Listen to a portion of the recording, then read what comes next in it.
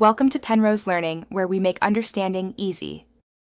You start by confirming your operating system and that you have administrator rights because permissions determine available commands. Once done, open the correct terminal. Start menu on Windows, Spotlight on Mac OS, or Control+Alt+T on Linux. Make sure network interfaces are active and any corporate VPN or firewall rules allow outbound connections. You do this now to avoid permission errors later. If prompted for consent, approve elevated access so subsequent commands run without interruption, and you can proceed to configure remote connections. You authenticate by choosing the protocol. SSH is preferred for security, so run SSH user at host. If using a port, include P-port.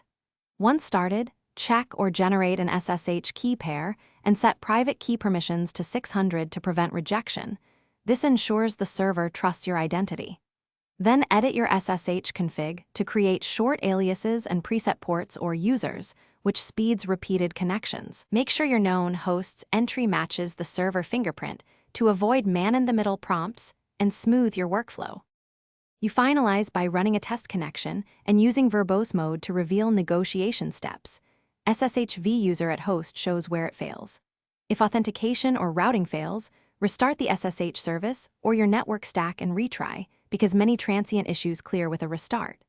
Make sure the server's firewall allows your source IP and correct port. One key troubleshooting tip: inspect server logs. On Linux, check /var/log/auth, log or journoctl. Then compare error messages to permission, key, or port misconfigurations to fix the root. Thanks for watching. If this was helpful, leave a like and consider subscribing. See you next time.